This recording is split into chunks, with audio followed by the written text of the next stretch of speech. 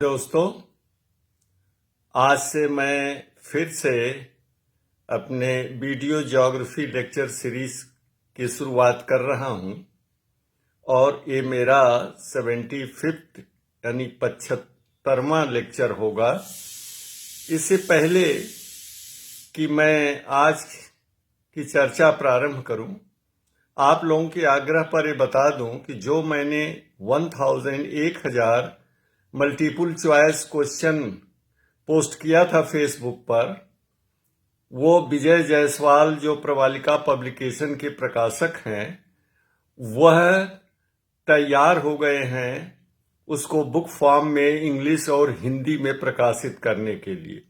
तो आपको अगले वर्ष 1000 फिजिकल ज्योग्राफी के ये मल्टीपल चॉइस प्रश्न अंग्रेजी में, हिंदी में और लास्ट में उसकी प्रश्नोत्तरी मीन्स की के साथ ये आपको सुलभ हो जाएगा। आज हम चर्चा करेंगे सिम्पसन की जलवायु परिवर्तन के सिद्धांत की।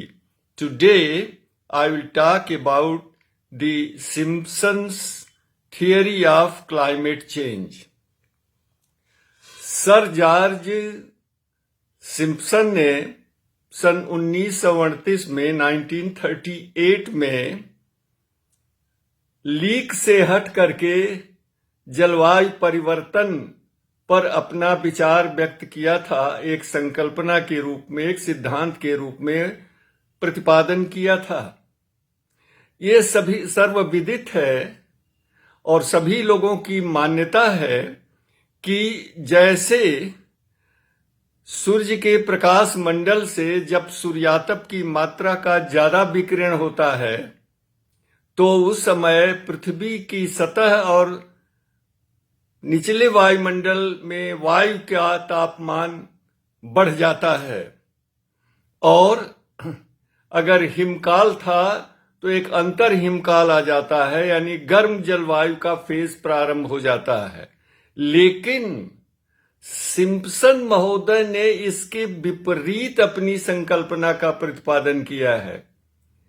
उन्होंने जलवायु परिवर्तन को सूर्य के प्रकाश मंडल से होने वाले विकिरण के परिवर्तनशीलता और जलवायु में संबंध स्थापित करने का प्रयास किया है। सिम्पसन का मानना है कि जब सूर्य की बाह्य सतह से मध्यम स्तर पर ऊष्मा का विकिरण का अधिक निर्गमन होता है, यानी सूर्य के बाह्य सतह प्रकाश मंडल से जब सूर्यातप की मात्रा अधिक विकीर्ण होती है, रेडिएट होती है, तो मध्य और उच्च अक्षांशों में वायु के तापमान में वृद्धि होने से वाष्पीकरण की क्रिया अधिक होती है, यानी ज्यादा से ज्यादा वाष्पीकरण होता है, जिस कारण जो है वह वायुमंडल में बादलों का निर्माण अधिक होता है। परिणाम स्वरूप आकाश बादलों से आच्छादित हो जाता है, और जब अधिक बादलों का निर्माण हो जाता है, वाष्पीकरण अधिक हो जाता है, तो वर्षण की क्रिया भी अधिक होती है, वर्षण भी अधिक होता है, वर्षा भी अधिक होती है। ये वर्षा ठोस रूप में होती है, अर्थात हिम वर्षा के रूप में होती है, यानी स्नोफॉल के रूप में होती है।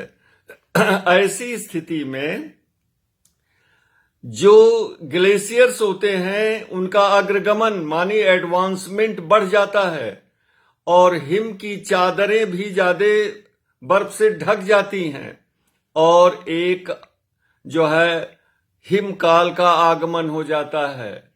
और जब सूर्य की बाह्य सतह से ऊष्मा का विकिरण कम होता है तो मध्य और उच्च अक्षांशों में वायु का तापमान भी कम हो जाता है, जिस कारण वाष्पीकरण भी कम होता है, अतः वर्षण की क्रिया भी कम होती है। नतीजा क्या होता है कि आकाश में बादलों का आच्छादन, क्लाउड कवर कम हो जाता है और परिणाम स्वरूप ये ग्लेशियर पिघलने लगते हैं, हिम चादर पिघल के पीछे लौटने लगती है। There is a retreat of glacier and ice sheet, और इस तरह से एक अंतर हिमकाल, वार्म पीरियड का, गर्म समय का अंतर हिमकाल आ जाता है। तो जरा सा देखिए, उनका कहना है सिम्पसन का कि जलवायु का परिवर्तन चक्रीय रूप में संपादित होता है और सूर्य की बाह्य सतह अर्थात प्रकाश मंडल से ऊष्मा का विकिरण भी चक्रीय रूप में होता है। तो फिर से एक बार मैं इसको सारांश रूप में बता रहा हूं आपको, ध्यान से सुनिएगा कि सिम्पसन के अनुसार जब सूर्य की बाह्य सतह अर्थात प्रकाश मंडल से ऊष्मा का विकिरण अधिक होता है तो हिमकाल होता है। मैंने बताया है इसका कारण पहले। और जब सूर्य की बाह्य सतह से ऊष्मा का विकिरण कम होता है तो उस समय जो है वह ग्रीष्मकाल हो जाता है, यानी तापमान में कमी तो होती है लेकिन अंतर हिमकाल आ जाता है, यानी वार्म इंटरग्लेशियल पीरियड प्रारंभ हो जाता है। तो सूर्यातप के अधिक प्राप्ति के समय ये जो है वो शीतकाल हो जाता है और सूर्यातप के कम प्राप्ति के समय ग्रीष्मकाल हो जाता है। यानी जब सूर्यातप अधिक प्राप्त होता है तो हिमकाल हो जाता है, जब सूर्यातप कम प्राप्त होता है तो अंतर हिमकाल, इंटरग्लेशियल पीरियड आ जाता है। हालांकि इसको विद्वानों ने स्वीकार नहीं किया है क्योंकि ये सामान्य मान्यता के एकदम विपरीत सिद्धांत है। श्रीनेत्र जी, आपने रिक्वेस्ट किया था कि सर इसको जरा समझा दीजिए, तो मैंने ये ब्रीफ एक जो है आज वीडियो बना लिया है। और अब गुड नाइट, नमस्कार, स्वस्थ रहें, प्रसन्न रहें।